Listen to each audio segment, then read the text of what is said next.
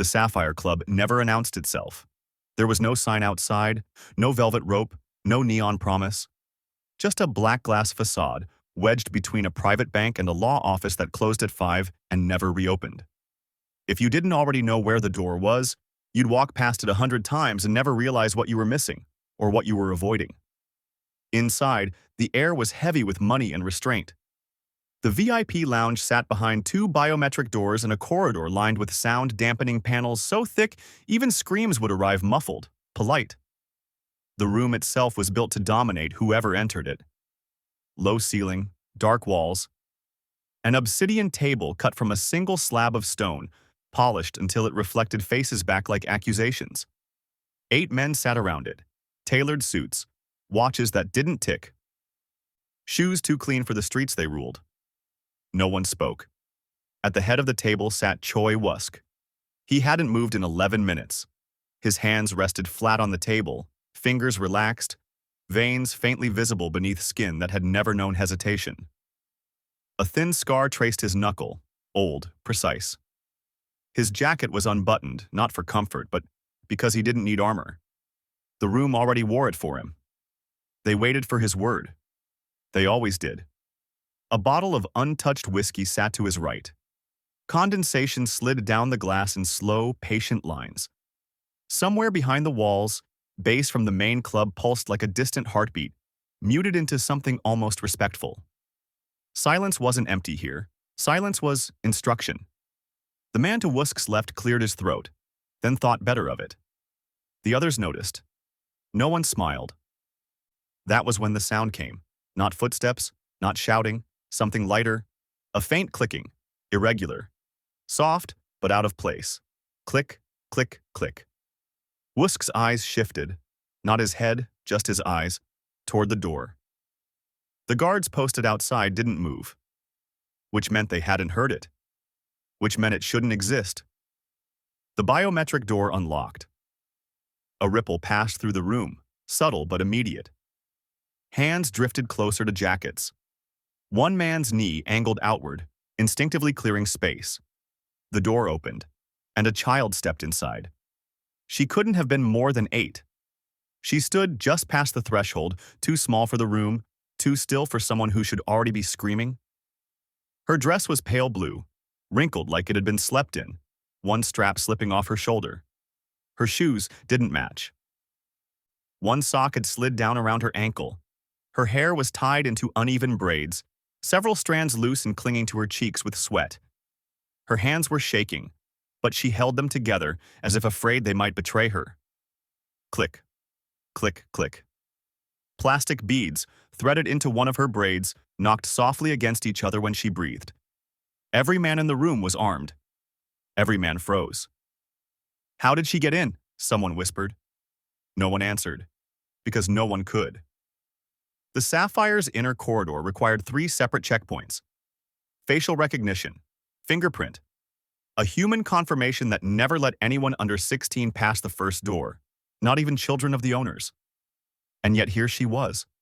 One of the men stood abruptly, chair scraping stone. "This isn't..." Wusk raised a single finger. The sound cut off instantly. The child's eyes scanned the room, wide but focused, like she was looking for something specific and refusing to panic until she found it. Her breathing came fast, shallow. Each inhale caught slightly, as if her chest hurt when it expanded. Her gaze landed on Wusk. She didn't hesitate. She crossed the room. Every step echoed too loudly. The beads clicked with each movement, counting something no one else could hear. A guard reached for his weapon. Another half drew. The music from the main club cut out mid-beat. Silence slammed down hard enough to feel physical. The child stopped directly in front of Wusk. She looked up at him. Really looked. His face didn't change. But something in his eyes did. Something sharp, assessing, almost curious. Her lower lip trembled. "Please," she said. Her voice was hoarse, scraped thin by crying she had already done elsewhere. Not here. She hadn't cried here yet. "They're hurting my mom." The words landed wrong. Not loud enough to justify the reaction they triggered, The men around the table reacted as if a gunshot had gone off. Chairs shifted. Weapons cleared jackets. One man swore under his breath. The child flinched at the movement but didn't step back. She stepped closer. Her hands reached out. Someone shouted, "Don't!" Too late. Her fingers closed around the edge of Wusk's sleeve and slid down, gripping the inked skin just below his wrist. The tattoo there was known. A dragon coiled around his forearm, scales etched so finely they seemed to move when he did. No one touched it. Not lieutenants. Not lovers. Not enemies who still wanted to breathe. The room stopped functioning. Wusk looked down at her hands. They were small, fingernails bitten short. A smear of dried blood along her thumb, someone else's. Her grip tightened. "They said if I told anyone," she continued, words spilling now, uneven, urgent, "they'd make it worse. But you're the only one they're scared of. They said your name like it was fire." A bead clicked loose and slid down her braid. Something cracked. Not loudly, not visibly. But inside Wusk's chest, something old and sealed shifted just enough to let air in. A sensation, not a memory. The smell of rain on concrete. A small hand slipping from his in the dark. A sound he had spent years refusing to remember. His jaw tightened. Around the table, no one moved. No one breathed. Wusk lifted his other hand slowly, deliberately, until two fingers rested against the child's wrist, not to remove it, just to feel her pulse. It was racing. "You came alone," he said. His voice was calm, even. The same voice that had ended wars. She shook her head. "I crawled through the vents. There was a map in the car. I followed the red line." Someone sucked in a breath. Wusk's eyes flicked briefly to the ceiling, then back to her face. "What's your name?" he asked. "Serafina." The way she said it suggested she'd practiced saying it clearly, in case this moment came. "And your mother?" She swallowed. Hard. "Catherine." The name didn't belong here, but it landed like it did. Wusk's fingers stilled. Around them, the men exchanged looks, some confused, some alarmed, some suddenly very aware of the exits. Before anyone could speak, the lights flickered. Once. Twice. A sharp crack echoed from somewhere deep in the building. Glass, or something heavier? The child gasped and pressed closer to Wusk, instinct overpowering fear. From the corridor came shouting. Not panicked yet. Controlled. Professional. A voice barked orders. Wusk looked at Serafina. For the first time, his expression changed. Not anger. Focus. He leaned down, bringing himself level with her eyes. "Where?" he asked. Just one word. The question carried weight, direction, consequence. Serafina opened her mouth. The doors at the far end of the lounge blew inward. Smoke poured through the corridor, thick and fast, alarms screaming to life as red lights strobed across the obsidian table. Men were already moving, weapons up, formations snapping into place. Wusk stood in one smooth motion, pulling the child with him. His hand firm on her shoulder now, protective without being gentle. Gunfire erupted somewhere below. The beads in Serafina's hair clicked wildly as she clutched his sleeve again. The room descended into controlled chaos, and whatever answer she had been about to give vanished into it. If you think power is loud, you haven't been listening closely enough. The dragon's world. The city he ruled did not announce itself either. Gangnam revealed its power in reflections. Glass towers catching the last light of evening, polished stone swallowing footsteps, traffic flowing like a disciplined river instead of a flood. On the surface, it was order. Wealth that knew how to behave. A place where the buildings wore tailored lines and the sidewalks were scrubbed clean before dawn. Below that surface, the city breathed differently. Parking garages that stayed warm long after engines shut off. Karaoke rooms sealed tight with padded walls and doors that never opened the same way twice. Office floors where the lights burned at 3:17 a.m. because the work being done there had nothing to do with business as it was taught in school. This was the world Choi Wusk inherited and perfected. It was late autumn. the year when the air turned sharp before anyone admitted winter was coming. The political climate sat in a careful balance. Elections hovered on the horizon. Donations moved quietly. Police budgets expanded in public, while certain units went mysteriously underfunded. Everyone important understood the arrangement, even if they pretended not to. Order mattered more than justice. Chaos was expensive. Wusk understood that before he understood power. He did not rise by noise. He rose by absence. By the time his name carried weight, people realized they hadn't heard from him in weeks, and yet everything still worked. Payments arrived early. Borders stayed intact. Arguments dissolved before they reached the street. Men who liked to test limits learned there were limits they could not see. He was not a man in Gangnam. He was a condition. The architecture suited him. Lines clean enough to cut. Glass dark enough to hide reflections when needed. At night, the district glowed not with excess but with control. White LEDs, soft gold interiors, music leaking from lounges in low, steady pulses. Deep house rhythms, minimal lyrics, soundtracks that didn't beg for attention. Money moved here without raising its voice. Decay hid in the margins, in the service alleys where trash compactors hummed behind luxury storefronts, in the staff entrances where security cameras angled just slightly away from the doors, in the quiet understanding that some elevators skipped floors for reasons no one documented. Wusk favored those elevators. He moved through the city like gravity, felt everywhere, seen almost nowhere. When he entered a room, conversations didn't stop. They adjusted, tone lowered, words chosen more carefully. People leaned back, not away, creating space without realizing they were doing it.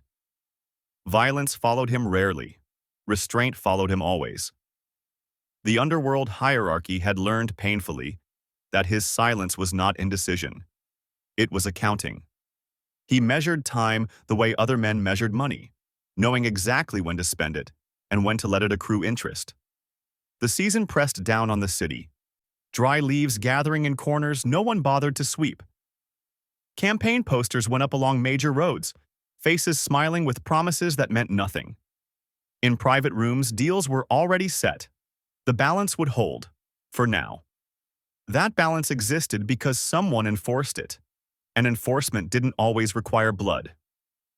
There was a night, unremarkable on paper, that people still talked about years later. A penthouse dispute. Two mid-level operators arguing over territory rights to a strip of clubs near the river. Nothing glamorous, just money and ego. The kind of conflict that usually ended with someone making an example of someone else. Wusk arrived late. He wore no tie. Just a charcoal jacket, open at the collar, sleeves unrolled. He nodded once at the room and took a seat without being offered one. The arguing stopped on its own. The younger man spoke first, voice tight. "We had an agreement. You had an assumption," the older one snapped back. Wusk raised his hand. They both fell silent. He didn't look at either of them at first. He picked up a glass of water, took a sip, then set it down exactly where it had been. "The river clubs," he said conversationally, "lose money on Thursdays." The men blinked. Wusk continued. "Your staffing costs are too high. Your soundproofing is outdated, and your security rotation is predictable." He finally looked up.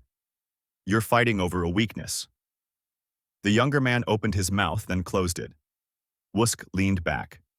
"Split the strip by nights, not addresses. Monday through Wednesday, you." He nodded to the older man. "Thursday through Sunday, you." A glance to the younger. They stared at him. "No blood," Wusk added. "No noise. You both make more. And if either of you break this—" He didn't finish the sentence. He didn't need to. They shook hands 5 minutes later. Fear and respect coexisted because he made them efficient. There were fragments of him that did not belong to this world. They surfaced without warning. A smell. A sound. A sensation that slipped past his defenses and reminded him of a time before order had become a necessity. He never told anyone about his sister. He didn't need to. The city knew. But on nights when the air carried a certain dampness, when rain threatened but never arrived, the memory pressed closer. A stairwell. Concrete cold, through thin soles, her breath fogging the air in quick bursts as she laughed at something he couldn't remember anymore. The sound of a train passing overhead, metal screaming against metal, her hand in his. Then gone. Not a story. Not a lesson. A sensation. The absence that followed calcified him. It wasn't rage that hardened Wusk. It was precision. After that night, he learned the value of stillness, of being the last man to move, of making sure no one ever had to grab at him in the dark again.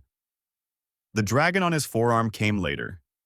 Ink laid down slowly, deliberately.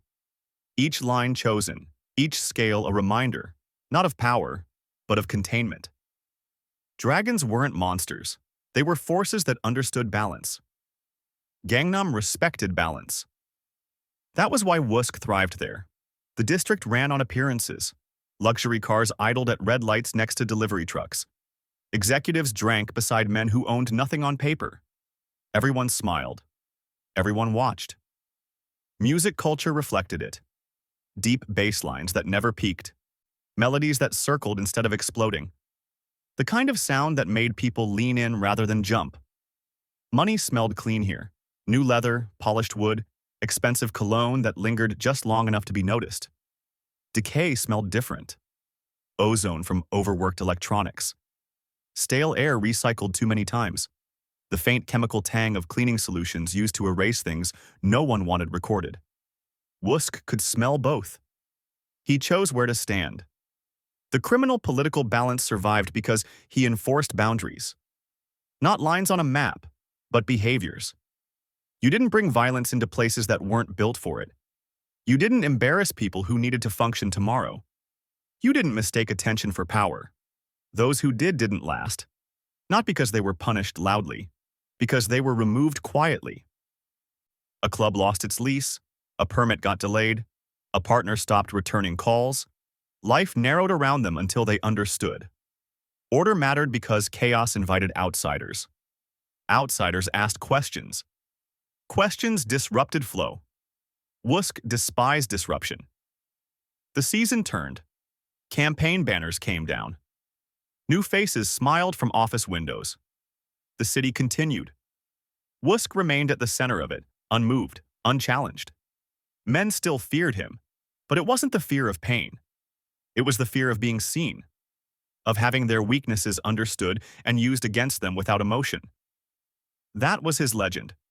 Not the violence he avoided, but the restraint he mastered. And somewhere beneath that restraint, sealed away behind years of discipline, was the echo of a small hand slipping from his grip in a dark stairwell. An echo that would matter. Soon. Cracks in the ice power doesn't announce its erosion. It shows itself in delays. In glances held a second too long. In replies that arrived just late enough to suggest choice. Wusk noticed the first crack on a Tuesday that smelled faintly of rain and overheated electronics. The meeting was scheduled for noon. By his clock, noon meant noon.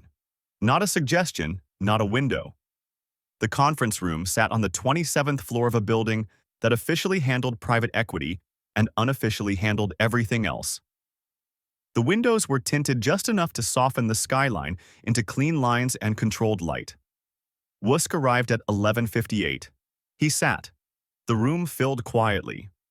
Junho took his usual place to Wusk's right, posture straight, hands folded, expression unreadable.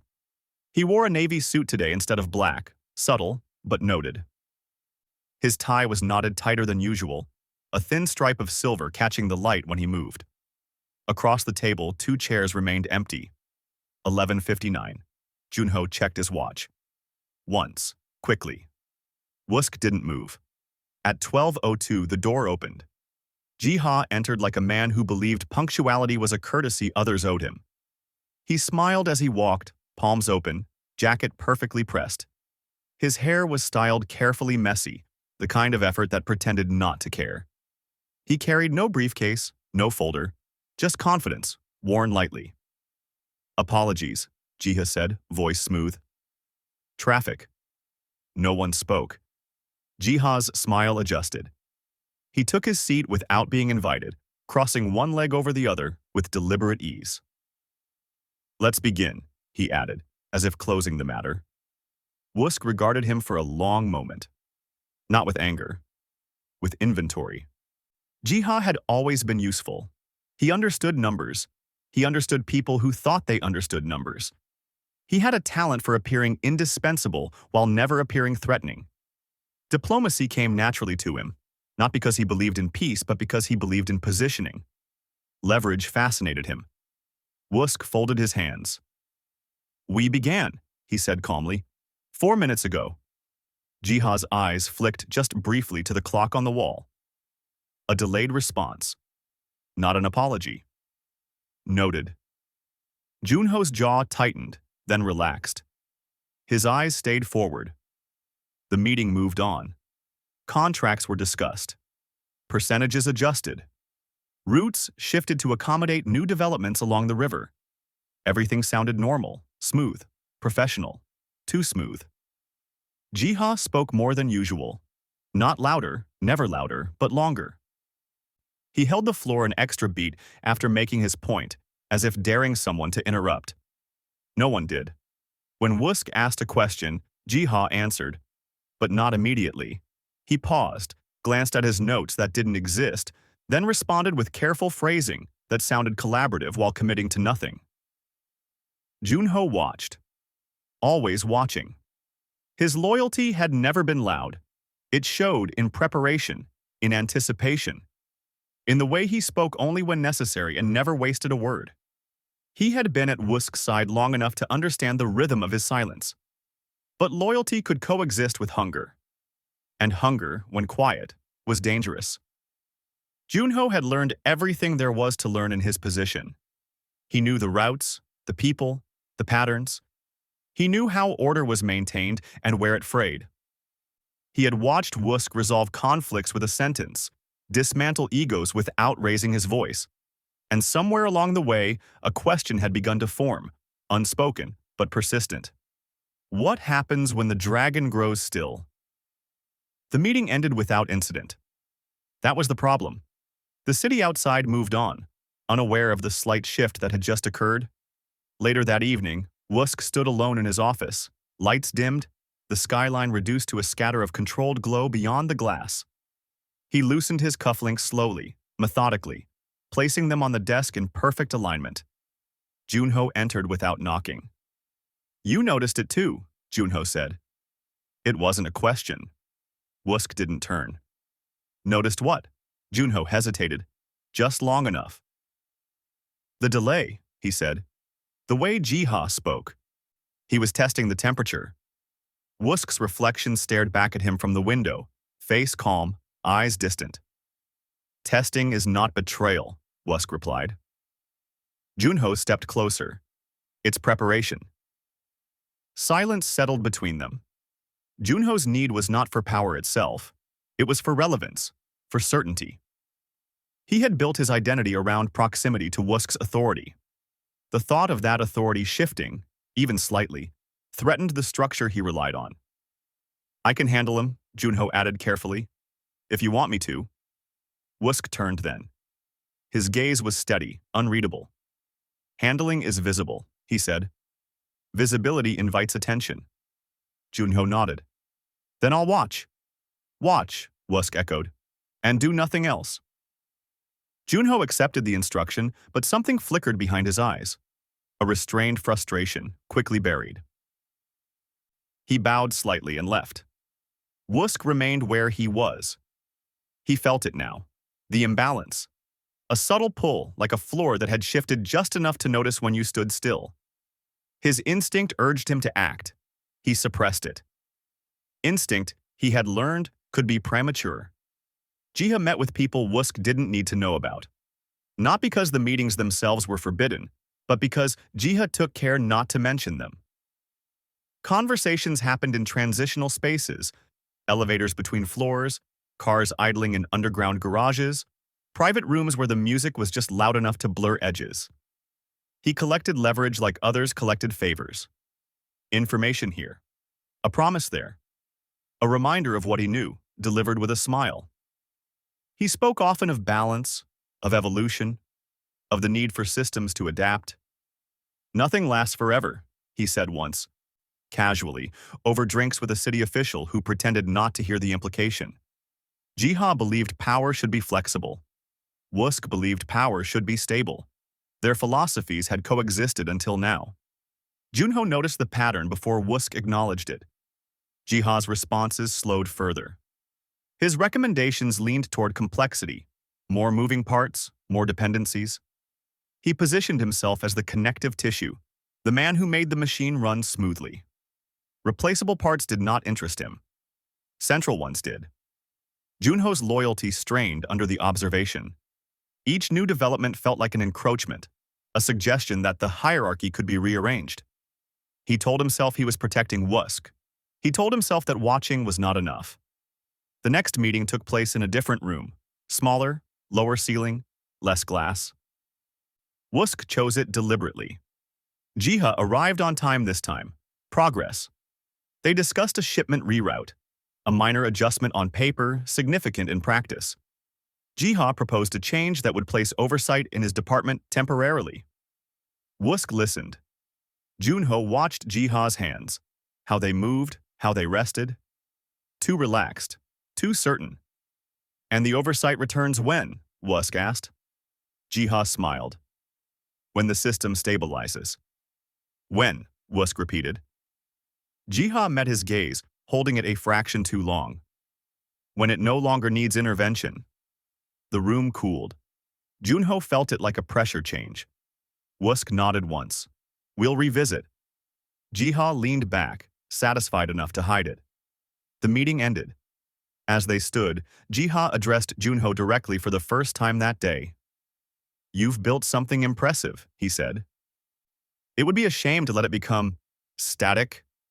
Junho inclined his head. Static doesn't mean weak. Jiha's smile lingered. Sometimes it does. He left. Junho turned to Wusk, waiting. Wusk said nothing. That silence was not reassurance. It was calculation. That night, alone again, Wusk sat at the obsidian table in the Sapphire's private lounge, lights low, music reduced to a distant hum. He rested his forearms on the surface, fingers interlaced, dragon ink catching the soft glow. He replayed the moments. The delay. The held glance. The language of inevitability Jiha favored. Junho's restrained urgency. The world he had built thrived on balance, on knowing when to act and when to wait. Something was moving beneath the ice. He could feel it. But feeling was not proof. And proof mattered.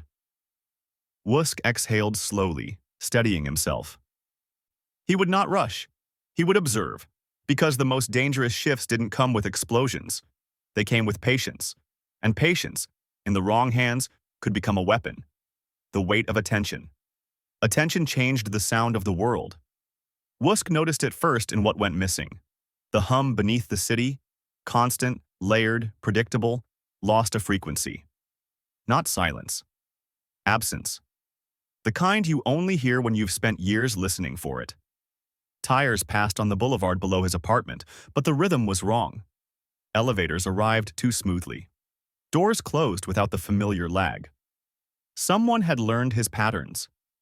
That knowledge pressed in on him as he stood at the window before dawn, the city still half asleep, glass towers dimmed to a patient glow. He watched reflections instead of streets. Reflections didn't lie as easily. Behind him, his phone sat untouched on the counter. 3 missed calls, all from numbers that should have rung longer. Junho adjusted routes without being told. Drivers rotated early. Meetings shifted locations twice in one day for reasons no one verbalized. The machine still worked, but it worked tighter now, muscles drawn in, breath held. Surveillance announced itself in echoes. A door closing too softly.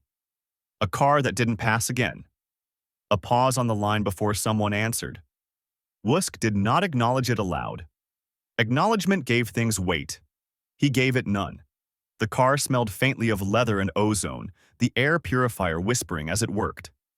Morning traffic thickened around them, orderly, compliant. The city moved like it always did, unaware it was being watched more closely than usual. Serafina sat in the back seat. Feet tucked beneath her, chin lifted just enough to see past the headrest. She watched everything, not with fear, with assessment. Wusk noticed that too. "You crawled through vents," he said, eyes forward. She nodded. "The older ones are wider. The newer buildings make them smaller." "How did you know which were which?" "I counted the bolts," she said matter-of-factly. 4 bolts mean renovation. 6 mean original. The driver glanced at Wusk in the mirror. Wusk lifted a finger. "Keep driving," Serafina continued, warming to the subject. "The air changes direction near the club kitchen. That's how I knew when to drop down." "You didn't get lost," Wusk said. She shook her head. "I made a map." From her pocket, she pulled a folded sheet of paper, edges soft from handling. She smoothed it against her knee, careful, reverent. It wasn't a child's drawing. Lines were straight, intersections marked, notes written small but precise. Red ink traced a path through a maze of rectangles and arrows. Wusk took it when she offered. The red line didn't just show vents. It showed access points, service corridors, elevator shafts, blind spots and camera coverage. The tension in the car sharpened. "Who helped you?" Wusk asked. "No one," she said. Then, after a beat, "My mom talked while she thought I was asleep." The driver's hands tightened on the wheel. Wusk studied the map again. This wasn't random wandering. This was planning. "Why the sapphire?" he asked. She hesitated. "Because they said you were there on Tuesdays." The words landed heavy, not rumor, schedule. "Who said that?" Wusk asked. She looked down at her hands. "The men in the other car." "What other car?" "The one that followed us for 3 days." Wusk closed the map slowly. Outside, a motorcycle passed too close, engine snarling, then disappeared between lanes. He felt it then. The shift from suspicion to certainty. This wasn't attention. This was orchestration. They stopped beneath an overpass where sound collected and scattered, traffic above creating a constant roar that made conversation private. Wusk stepped out, opening the rear door himself. Serafina didn't move until he extended a hand. She took it. Her grip was steadier now. Inside the concrete shadow, Wusk knelt to her level. "Your mother's name," he said. "Say it again." She didn't hesitate this time. Catherine Frost. The name did not belong to the city. It carried a different weight. A foreign edge. Something from beyond the careful balance he maintained. Wusk stood. Catherine Frost wasn't random. She was leverage. A memory surfaced, not of her, but of a file he'd seen years ago. A consultant, data architecture, someone who understood systems the way he did, but from the outside. Someone who'd refused an offer once, politely, firmly. Someone Jiha had mentioned in passing, long ago, as interesting. The threads tightened. Wusk felt the weight of attention settle fully on him now. Not surveillance, pressure. The message arrived at 5:12 a.m. No number. Just text. "You have until sunrise. Keep the balance or lose her." No noise, no moves. Wusk read it once, then again. Sunrise was 47 minutes away. Junho stood across the room, having read it over Wusk's shoulder. His expression didn't change, but his breathing did. Shallow, controlled. "This is a truce warning," Junho said. "Not a demand." Wusk nodded. "It's an instruction." "They're confident," Junho added. "Too confident." Confidence came from leverage, or from the belief that leverage would hold. Wusk's phone vibrated again. A location pin appeared, then vanished. Junho swore under his breath. "They're watching responses." "Yes," Wusk said, "which means we do nothing." Junho stared at him. "They have a child's mother." "And a deadline," Wusk replied, "which means they want me predictable." He turned to the window. The sky had begun to thin at the edges, darkness giving way to a pale suggestion of light. Sunrise was a line. Crossing it would change things. "Pull back all movement," Wusk said. "No calls, no reroutes. Let the city breathe." Junho hesitated. And the girl? She stays with me. Junho nodded, but his eyes lingered.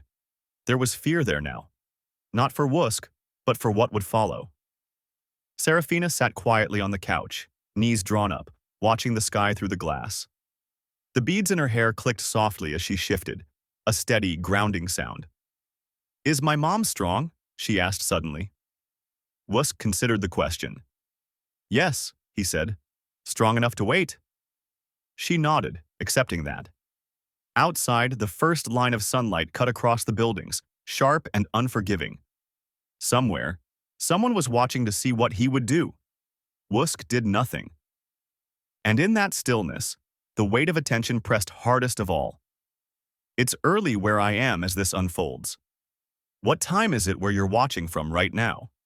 Is it still dark outside? Or is the day already watching you back? V. The betrayal. The setup. Everyone has a price. Jiha believed extraction was an art. Not a raid. Not a grab. An exit, choreographed so precisely that by the time anyone noticed what had changed, it was already gone. He planned it from a distance, seated in the back of a moving car, city lights sliding across the tinted windows like controlled hallucinations. He didn't look at his phone while he spoke. Timing is everything, he said softly, as if teaching. We don't take him. We take what holds him in place. The man beside him nodded, unsure whether he was being instructed or warned. Jiha's mind moved through contingencies. If Wusk stayed still, pressure increased. If he moved, he revealed priority. Either way, leverage matured. Catherine Frost was the fulcrum. The child was the accelerant. Jiha didn't enjoy that part, but enjoyment was irrelevant. Power wasn't about pleasure. It was about options. He had arranged the warehouse because distance created obedience. Far enough from the city's rhythm to dull reflexes. Close enough to feel reachable. Fog rolled in from the river most mornings, softening edges, swallowing sound. Perfect for misunderstanding. Perfect for a handoff that could become something else. Jiha smiled faintly. Everyone had a price. Sometimes it was money. Sometimes it was relevance. Junho coordinated the distraction with clinical calm. He told himself that calm meant certainty. The calls he made were brief, neutral, logistics framed as maintenance. Routes adjusted for traffic flow, personnel reassigned for coverage. Each instruction plausible, each one a thread pulled just slightly out of alignment. He justified it as containment. If Wusk walked into a trap blind, people would die. If Wusk walked in knowing, controlled, the damage could be limited. Junho positioned himself as the variable that would keep things from spiraling. That's what he told himself. The truth was less comfortable. He had grown tired of orbiting someone else's gravity. Junho didn't want Wusk gone. He wanted Wusk proven fallible, because once fallibility was visible, succession became thinkable. As he ended the last call, his reflection stared back from the dark screen, older than he felt, sharper than he liked. He remembered the first time Wusk had trusted him with something that mattered. The weight of that trust had shaped him. And now he was bending it. Just this once, he murmured. Just enough to reset the board.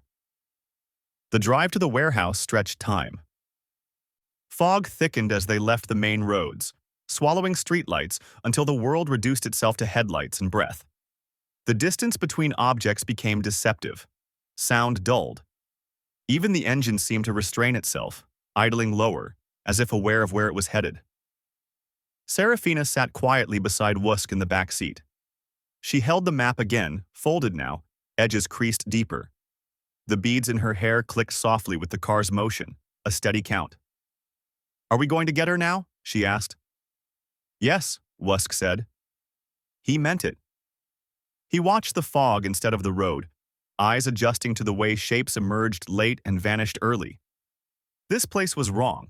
Not dangerous in the obvious sense. No broken windows, no graffiti shouting warning, but emptied of witnesses. The warehouse appeared gradually, its outline resolving from gray into darker gray. Corrugated metal. Wide doors. No markings. A building designed to forget itself. The driver slowed. Wusk placed a hand over Seraphina's, firm but gentle. "When we stop," he said quietly, "you stay close, no matter what happens." She nodded. "I know how to hide," she offered, earnest. "I know," he replied. That acknowledgement mattered. They stepped out into air that tasted like damp steel. Fog curled around their ankles, climbing slowly, patient. Somewhere in the distance, water moved against concrete in a rhythm too slow to be calming. Junho stood near the entrance, silhouette softened by the haze. "You're late," Junho said. "We're early," Wusk corrected. "For what this really is." Junho's expression didn't change. The location checked out. No movement. Clean. Wusk studied him. The look held just a fraction longer than usual. "Stay with her," Wusk said, nodding to Seraphina. "If anything changes, you leave." Junho hesitated. "You want me outside?" "Yes." The word landed final. Junho inclined his head, but something inside him tightened. This wasn't the plan he'd shaped. This was Wusk asserting control where control had been designed to thin. Wusk turned toward the warehouse doors. The fog thickened. Inside, the space swallowed sound. Concrete floor. High ceiling lost in shadow. The smell of old oil and cold air. Light filtered through narrow windows set too high to reach, diffused into pale bands that didn't warm anything they touched. Wusk moved slowly, deliberately, footsteps measured. He felt it now, not suspicion, confirmation. The air carried a tension that didn't belong to abandonment. Someone had been here recently. The echo of movement lingered, not footsteps, but intention. A voice spoke from the shadows. "You came alone." Jiha stepped into the light, hands visible, posture relaxed. He wore a coat unsuited for the damp, fabric already darkening at the hem. "Not alone," Wusk replied evenly. "Just selectively," Jiha smiled. "Always efficient." "Where is she?" Wusk asked. Jiha gestured deeper into the warehouse. "Safe. For now." Wusk didn't move. "Before we continue," Wusk said, "tell me something. Was this always your plan?" Jiha considered the question, then shrugged lightly. "Plans evolve." "That's not an answer." "It's the only honest one."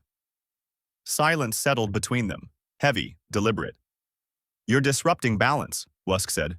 "You know what that invites?" Jiha's smile thinned. "Balance shifts whether we approve or not. I'm simply positioning myself to survive it." Wusk nodded once. "At whose expense?" Jiha didn't answer immediately. When he did, his voice was softer. "At the expense of inevitability." That was the tell. Wusk felt the final piece lock into place. Outside, Seraphina watched the fog. Junho stood a few steps away, posture rigid. The warehouse door loomed between them and whatever was unfolding inside. "You're shaking," Seraphina said. Junho looked down, surprised. His hands were steady. "My breathing," she clarified. "It's faster." Junho exhaled slowly. "You're very observant," she nodded. "My mom says noticing things keeps you alive." The words cut deeper than he expected. He turned away, eyes scanning the perimeter that didn't need scanning. This wasn't how it was supposed to feel. Inside the warehouse, a metallic click echoed. Junho stiffened. A choice pressed in on him, heavy and immediate. He could intervene now, signal, disrupt the timing. Or he could let it proceed, trusting that control, real control, came from knowing when not to act. He stayed still. Wusk heard the sound too. A weapon being readied, not aimed yet, prepared. He stepped forward. "That's far enough," Jiha said, raising a hand. Wusk stopped. The fog slipped in through the open door behind him, curling around his legs like something alive. "You always believed everyone had a price," Wusk said. "Did you ever consider yours?" Jiha's eyes flicked, just briefly toward the door. Wusk followed the glance. Junho's silhouette stood there, half erased by mist. The betrayal was no longer theoretical. Wusk felt no shock, only a deep, steady clarity. "Bring her out," Wusk said. "Now." Jiha hesitated. That hesitation was all the proof Wusk needed. The trap was real. The price had been paid, and the moment had arrived when restraint would no longer be enough. The warehouse. The door gave way with a sound that wasn't loud enough to be cinematic. It was a short, flat crack, metal surrendering where it had already been weakened. The hinge tore. The echo died quickly, swallowed by height and fog and the dampened acoustics of concrete that had heard worse and kept it to itself. Wusk moved through first. No rush, no pause. The kind of forward motion that didn't ask permission from fear. The interior opened like a throat. Wide, ribbed with steel trusses, the ceiling lost in shadow. Sodium work lights hung at uneven intervals, some flickering, some dead. The air carried oil, wet iron, and the faint sweetness of electrical insulation warming too long. "Hands," a voice called from the left. Wusk didn't raise his. He turned. Catherine Frost sat on a plastic chair zip-tied to a steel post beneath an inactive conveyor. Her hair was pulled back with care that had long since lost its purpose. One cheek bore the yellowing bloom of an older strike. Her wrists were red, where restraint had been tightened and loosened again. Tightened and loosened. Testing. She was alive. That mattered. Her eyes lifted when she heard footsteps. Recognition landed before relief. "Don't," she began. A thin red dot appeared on Wusk's chest. Laser. High angle. Far wall. The dot steadied, then crept upward. Wusk didn't look at it. He felt the shift instead. The almost imperceptible tightening of air that preceded a shot. He moved. Not away. Toward Catherine. The crack came a half-beat later, sharp and flat, the sound of velocity cutting space. Concrete burst behind him. Dust fanned outward. Wusk's shoulder slammed into the chair, driving Catherine down and sideways as the second shot shattered the post above where her head had been. "Down," he said, already cutting the restraints with a blade that had appeared from nowhere. The third shot screamed past where his neck had been. The firefight did not begin with shouting. It began with coordination. Wusk rolled, came up on one knee, and fired twice toward the catwalk where the muzzle flash had bloomed and vanished. The shots weren't meant to hit. They were meant to move. They worked. Footsteps retreated. Metal rang. A body cursed, not wounded, but startled. From the far end, automatic fire stitched the floor, chewing concrete into chalky bursts that crawled toward them. Wusk dragged Catherine behind a stack of palletized drums, the metal cold and slick beneath his palms. She was breathing too fast, hyperventilating, but functional. "Can you stand?" he asked. "Yes," she said too quickly. Then, more honestly, "In a minute." "Then we buy a minute." He leaned out and fired again, short controlled bursts, forcing heads down. The warehouse answered with noise now. Shouts, boots, the whine of ricochets. No music, no grandstanding, just work.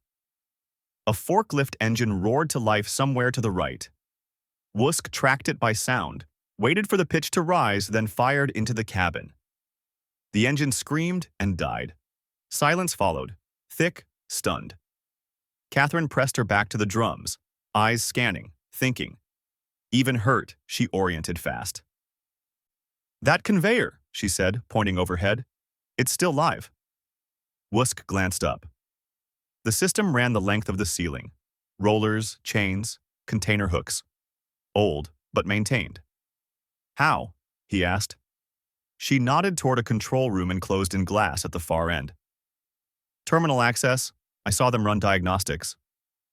A new sound cut through, the soft tick of a countdown. Wusk felt it before he heard it. A cadence that didn't belong. He turned. Near the center of the floor, a small case had been set down, wires neat, timer glowing red through plastic. Minutes. Not seconds. A statement. Junho stepped out from behind a pillar. He wasn't aiming his weapon. He wasn't smiling. "You should leave," Junho said. "Now." Wusk stood slowly, placing himself between Junho and Catherine. "You chose distance," Wusk said. "You always do." Junho swallowed. I chose containment. By selling my schedule? Junho's jaw flexed. By creating pressure you could survive. You miscalculated, Wusk replied. Junho looked past him, at Catherine. She changes the math. She is the math. Gunfire erupted again, closer now. The sniper had repositioned. The red dot reappeared, this time on Catherine's leg. Wusk fired without looking. The dot vanished. A body fell from above, hit the concrete with a sound that ended arguments. Catherine didn't wait. She ran. Not away, from. She sprinted for the control room, favoring one side but fast, faster than anyone expected. Wusk covered her, shots precise, movements economical. Bullets struck where men had been a heartbeat earlier. Junho hesitated. That hesitation cost him. A burst from the left caught his weapon arm, not disabling, but enough to make him stumble. Wusk crossed the distance in 3 strides, slammed him against a column. You wanted proof of fallibility, Wusk said, voice low, even now. Here it is. Junho met his eyes. End it, he said. Wusk stepped back. I don't need to. Catherine reached the terminal. Glass shattered as rounds chased her. She slid under the console, popped the panel with fingers that shook only briefly, then steadied. Cables bloomed like veins. She followed them by color, by memory. 30 seconds, someone shouted. Catherine's hands flew. Override manual, she muttered. Come on. The conveyor roared to life. Hooks dropped. Containers began to move. Wusk understood immediately. He fired upward, severing a chain at the right moment. A container swung free, momentum carrying it into a cluster of men advancing from the shadows. Steel met bone. The floor shook. Another container slammed down, then another. Controlled chaos raining from above. Junho stared. This wasn't… No, Wusk said. It wasn't. The timer accelerated. Catherine screamed, I need 10. Wusk emptied his magazine, reloaded without looking, kept moving. A man rushed him with a blade. Wusk stepped inside the arc and broke the arm at the elbow, took the weapon, and used it once. He didn't look back. The countdown hit 10. Now! Catherine shouted. Wusk grabbed Junho by the collar and dragged him toward the exit.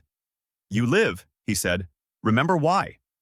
The blast tore through the center of the warehouse, pressure punching air outward, heat blooming, light swallowing shadow. The containers absorbed most of it, steel screaming, chains snapping, but the force threw them both through the doorway and into fog and dawn. They ran. No heroics. Just distance. The warehouse burned behind them, not a fireball, but a sustained, angry roar. Alarms screaming into the morning. Catherine collapsed near the car, shaking, alive. Wusk knelt, steadying her. It's over, he said. She shook her head. No, it's changed. He looked back at the smoke, at the line of sunrise cutting through it. Yes, he agreed. It has. Smoke and silence. The explosion did not sound like thunder. It sounded like the air being torn open. A pressure wave rolled outward from the warehouse, flattening fog, bending metal, slamming into flesh with hands that had no intention of letting go. Catherine felt herself lifted, weightless for half a second that stretched too long, then driven hard into the asphalt. Wusk covered her without thinking. His body turned before his mind did. Shoulder first, back curved. One arm locked around her head, the other braced against the ground. The heat passed over him like breath from a furnace. Shards of glass and shrapnel rained down, clattering, skipping, embedding themselves in concrete and skin. Then, silence. Not absence of sound, the kind of silence that rings.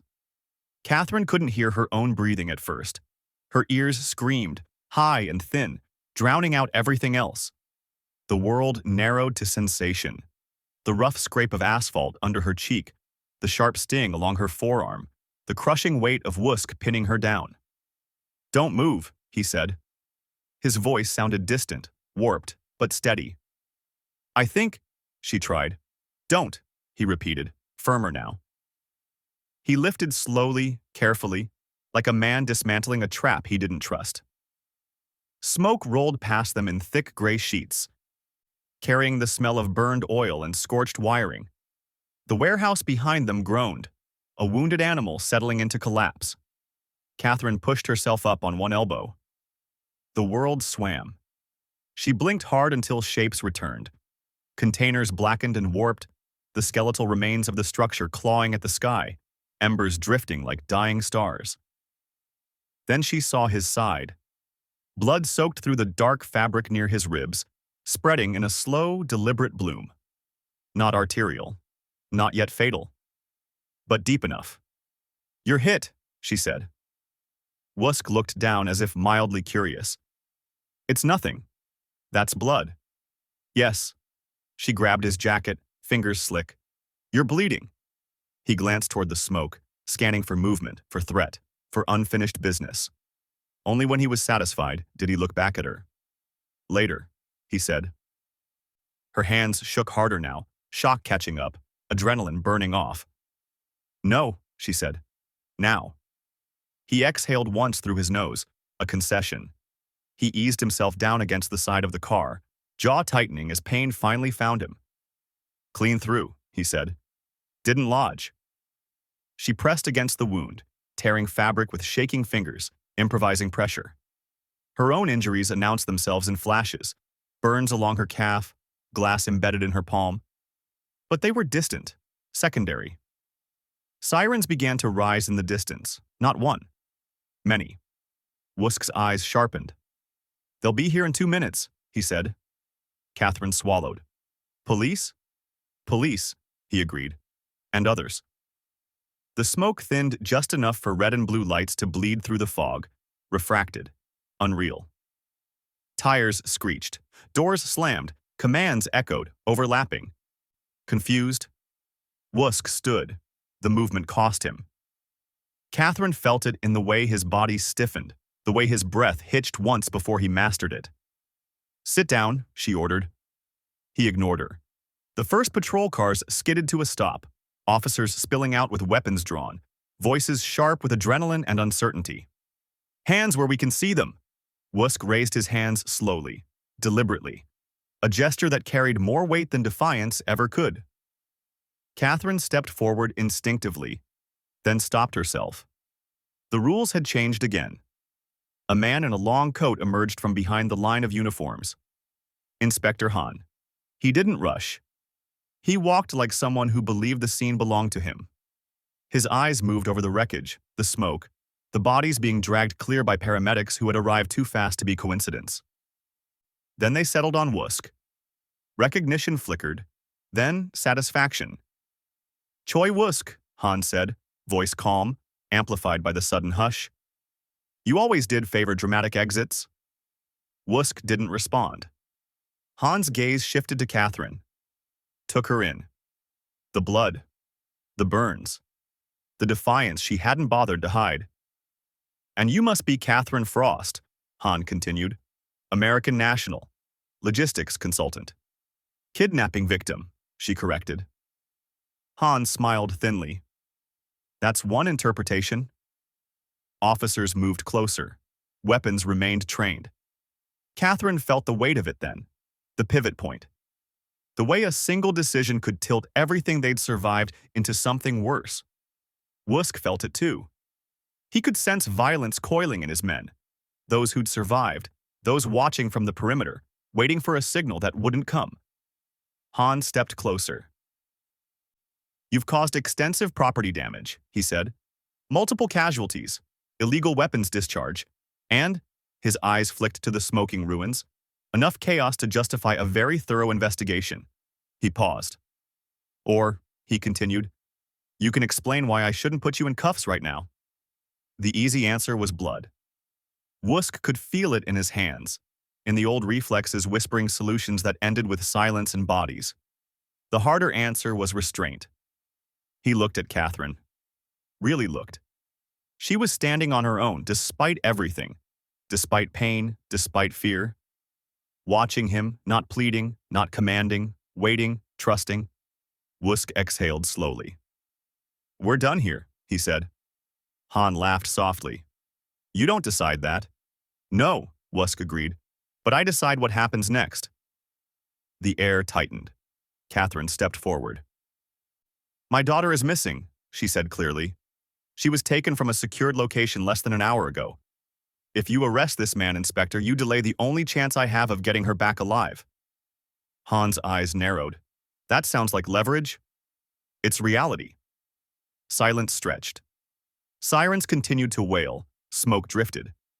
Somewhere nearby, a fire collapsed inward with a sound like a sigh. Han studied her, then Wusk. Mercy, he said slowly, is often confused with weakness. Wusk met his gaze without flinching. And vengeance, he replied, is often mistaken for justice. The inspector's jaw tightened. For a moment, it was impossible to tell which way the balance would tip. Then Han turned away. Secure the scene, he ordered his officers. Medical gets priority. Nobody leaves, yet. He paused, just long enough to look back at Wusk. This isn't over, he said quietly. Wusk nodded once. I know. As the officers moved, as paramedics descended, as the world reasserted its rules, Catherine felt the questions settle into her bones. Heavy, unavoidable. How much mercy could a man like Wusk afford? And how much vengeance could the world survive? If you're still with us, stay right here, because what comes next isn't about bullets or explosions. It's about choices. And the cost of making the wrong one. The pier, at sunrise. The sun rose like a blade across the harbor, sharp and unforgiving, cutting the morning fog into ribbons that clung to the water. Seagulls cried somewhere distant, their cries swallowed by the lapping of waves against the pier. On the surface, everything seemed ordinary. Boats bobbed gently.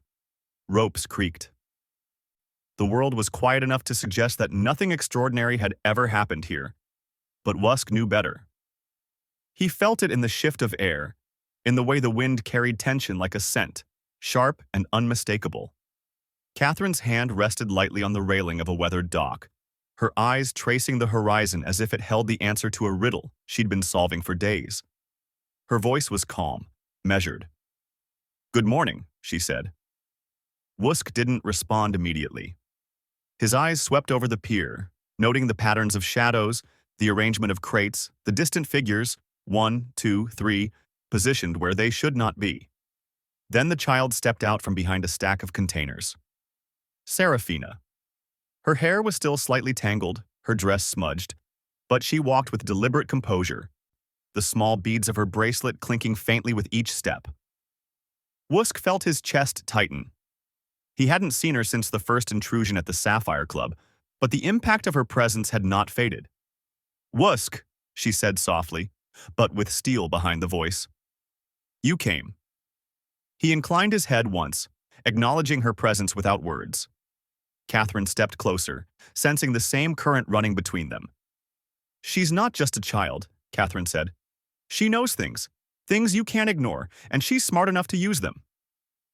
Serafina's eyes flicked toward Catherine, then back at Wusk. I can help, she said, but only if he listens. The tension compressed. Wusk's gaze met the child's, a silent dialogue flowing between them.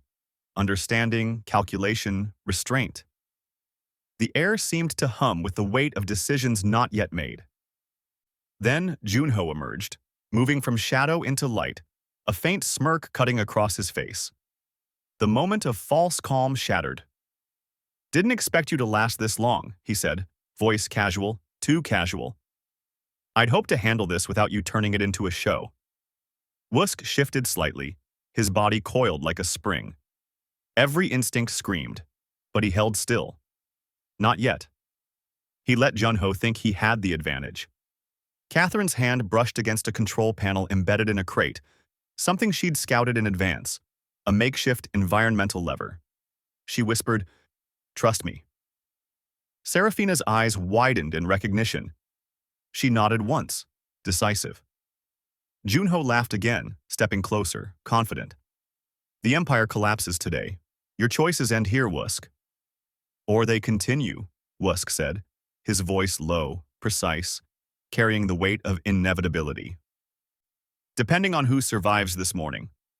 The first move came from Catherine. With a click, she triggered a chain reaction. The pier groaned as hydraulic lifts shifted crates, smoke from an emergency flare igniting the fog into thick, rolling sheets. Visibility dropped. Shadows danced like predators. Serafina ran, weaving through the chaos with a grace no child should possess. She moved toward Junho, dodging crates and ropes, her beads ringing like warning bells. Junho's attention split. Wusk struck with speed honed from years of survival. A calculated kick sent Junho staggering against a crate, buying time. Serafina leapt, grabbing a rope and swinging into the space between them, effectively isolating Junho. "You underestimated her," Wusk said, voice calm over the chaos, almost conversational. Catherine's manipulation of the environment created more confusion. Fog, shifting crates, even a temporary water spray that made the wooden surface treacherous. Junho faltered, off balance, his own instincts betrayed by the engineered chaos. Then Wusk moved in for the final confrontation. His hands gripped Junho's shoulders, turning leverage into a controlled, inescapable hold. The smirk faded from Junho's face. "You chose ambition over loyalty," Wusk said. "That's your mistake." Junho's struggle was brief but violent. Wusk's restraint was absolute, muscle memory guiding him, every motion economical and precise. A single shift, and Junho was neutralized, incapacitated but alive. A warning, not a message of death. The fog cleared just enough to reveal the aftermath. Serafina stood beside Catherine, breathing hard but steady. The pier was littered with crates, ropes, and the scattered remnants of the small chaos they'd created, yet the threat was contained. Wusk looked at Serafina, letting a faint smile slip, a crack in the armor that few had seen. "You did well," he said quietly. She smiled back, faint, exhausted, triumphant. Catherine stepped forward. "This morning proves something," she said. "Even in the shadows, you can control the outcome if you think ahead, if you have the right allies." Wusk's eyes swept the horizon again. The sun was fully risen now, casting long reflections across the water. The light illuminated what had been darkness, both literally and metaphorically. "Choices," Wusk said. "Always choices. And the cost of making the wrong one can follow you forever." Serafina took his hand, small but firm. "Then we choose together," she said. The pier was silent except for the lapping water, the distant cry of gulls, and the faint echo of beads, a motif now transformed from warning to affirmation. Junho remained at Wusk's mercy, a subdued threat, neutralized but alive. The Empire's cracks were visible, yet the foundation was intact. For now. The sunrise framed them. 3 figures poised at the edge of the world, survivors of chaos, architects of the next move. Choices had been made, battles won, loyalties tested. But the war was just beginning. If you want, I can immediately draft X. The epilogue. Decisions and consequences, tying the emotional threads from Wusk, Catherine, and Serafina into a powerful close that sets up the next arc. Do you want me to do that next? A different kind of power. 6 months had passed. Gangnam's skyline remained jagged against the horizon, but the rhythm of its underworld had shifted. The clubs, warehouses, and shadowed alleys still hummed with clandestine transactions, but the rules had changed. Violence was no longer the default currency. Respect, leverage, and quiet reputation carried weight now. And at the center of it all was Wusk. He stood by the floor-to-ceiling window of a minimalist apartment high above the city, watching neon signs flicker against the night. The chaos of the streets felt distant, almost unreal, like a memory from someone else's life. In the half-light, his expression was calm, unyielding, untouchable as ever. But there was a subtle warmth in the way he exhaled. The door clicked softly behind him. Serafina entered, her hair tied neatly this time, hands brushing a tray she carried. She moved with the quiet confidence of a child who had seen far too much, yet still retained the grace of innocence. "Dinner," she said simply. The table was set for 3. Catherine was already there, reviewing documents with the same meticulous precision that had made her indispensable in the previous chaos. But tonight was different. Tonight, papers and plans were replaced by bowls, chopsticks, and steaming food. Serafina placed the tray carefully on the table. The clink of porcelain and the faint rustle of cloth napkins filled the room, replacing the usual underworld tension with domestic rhythm. "Sit," Wusk said, nodding toward the chair opposite him. His voice was gentle but carried an unmistakable authority. As they ate, conversation flowed in small, deliberate bursts. No agendas, no threats. A joke here, a shared observation there. Serafina laughed quietly at one of Catherine's dry remarks, and the sound, soft, unassuming, lingered in the space like a tiny rebellion against the weight of their past months. After dinner, Wusk leaned back, observing both of them. The child was healed, physically and emotionally. The bruise on her cheek had faded months ago, but what mattered more was the way she carried herself now. Steady, aware, unafraid to challenge even him. Serafina lifted her small wrist, catching the light from the single overhead lamp. The bracelet, once a warning, now a symbol, rested comfortably on her arm. Beads that had once signaled danger now represented vigilance, memory, and connection. She turned it slowly in her hand. "You made it," Wusk said quietly, nodding toward the bracelet. "I did," she replied, eyes meeting his. No words were needed to convey the significance. It wasn't about loyalty to him or fear or romance. It was about trust, about power that was chosen, not taken, about legacy. Catherine closed her laptop and joined them at the table. She traced a finger along the beads without touching them. "Symbols matter," she said. "Even small ones. They remind us who we are and who we can protect." Wusk's gaze lingered on Serafina. She was no longer just a child who had disrupted his world. She was a part of it now. Chosen family, a thread woven into the fabric of his empire, not in place of fear or respect, but alongside it. Outside, Gangnam pulsed with life. Lights reflected in glass towers, cars hummed on streets below, distant sirens fading into the night. The city had not changed, but they had. They were still forces within it. But now, their influence was quiet, deliberate, contained. The true power, Wusk knew, was in restraint, in shaping outcomes without violence, in leaving a mark that mattered not just in the moment, but for the long run. Serafina set the bracelet back on the table. Wusk picked it up briefly, rolling it through his fingers. Each bead was smooth, unremarkable individually, yet together they carried meaning, memory, survival, choice, and connection. He placed it back carefully. "Tomorrow," Wusk said, "we continue, but tonight, we eat. Together." Serafina smiled, Catherine nodded, and for the first time in months, there was no calculation, no tension, no threat. Just presence. They had survived chaos. They had survived betrayal. And now, in the quiet glow of the city, they had something more rare and more precious than victory: legacy.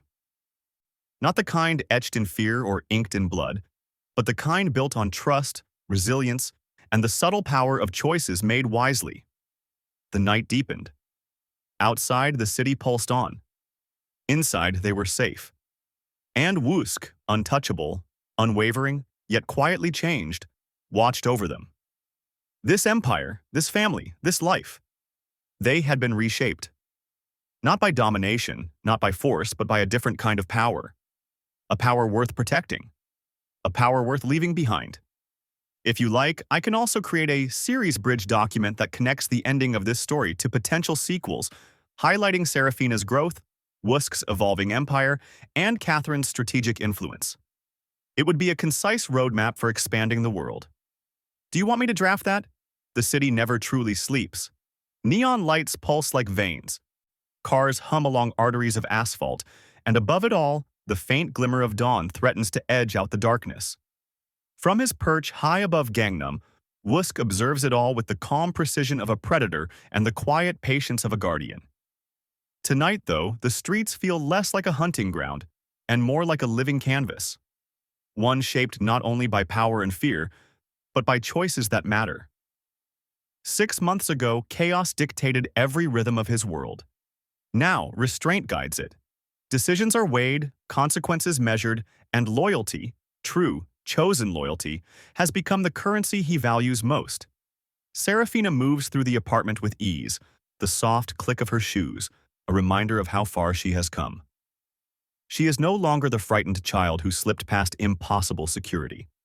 She is a mind sharpened by experience, a spirit tempered by survival. And yet, she still laughs freely, still touches the world with curiosity, still reminds Wusk that even in a life of shadows, there is room for light. Catherine Frost sits nearby, reviewing something on her tablet, but not with the urgency of the past. Her presence is steady, a tether for both Wusk and Serafina, a reminder that strategy and intellect, paired with loyalty, can be as formidable as violence. Together, they form a delicate equilibrium, strength and softness in constant tension, each completing the other. Wusk allows himself a rare moment of introspection. He thinks of the past months, the betrayals, the fire, the explosions, the impossibly precise chaos of the warehouse, the desperate plea of a small hand clutching his tattoo. Every choice, every confrontation, every near loss has led here. The city, in all its relentless energy, mirrors him now, controlled, powerful, deliberate. And like the city, he watches, waits, and ensures that those under his protection can survive and thrive, not through fear alone, but through trust earned and strength exercised wisely. From his vantage, the streets below glitter with possibility. There are shadows still, always shadows, but they feel different now, manageable, contained. He knows he cannot erase the darkness of the world, but he can shape how it touches those he cares about. And that is power unlike any he has held before. Serafina joins him at the window, leaning lightly against his side. She does not speak, she does not need to. Her presence alone carries affirmation, a silent acknowledgement of the bond forged through fire, fear, and choice. Wusk does not flinch, does not shift. This is the world they now inhabit together, a world in which loyalty is freely given and fiercely protected. Catherine approaches, placing a hand briefly on his shoulder, a touch both comforting and grounding. Wusk glances at her and nods. There is no sentimentality here, only acknowledgement, allies, chosen family, and the quiet respect that comes from shared trials. The city hums on, indifferent yet alive.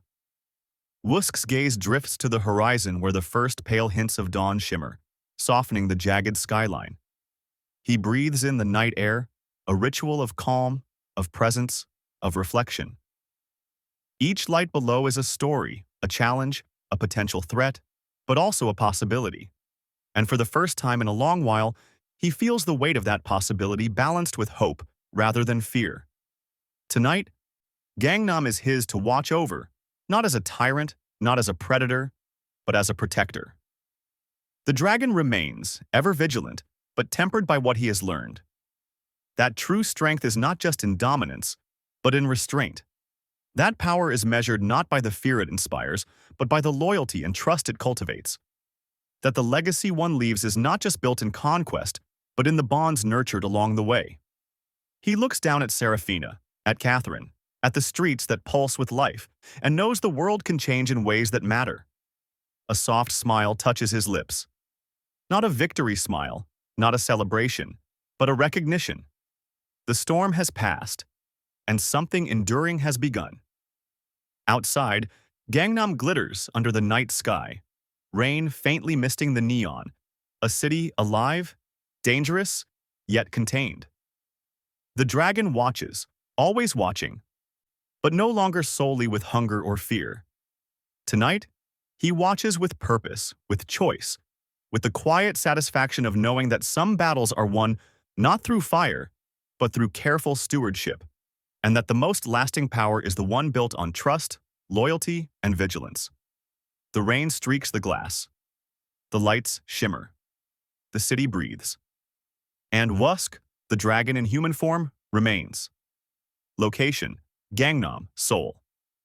Weather, light rain, Neon Reflections. Subscribe to witness the empire, the family, and the quiet power of choices that define legacies. If you want, I can now compile all 10 sections plus this outro into a single master narrative, formatted for seamless reading and adjusted for word count consistency. That way, you'd have a complete polished draft ready for editing or submission. Do you want me to do that?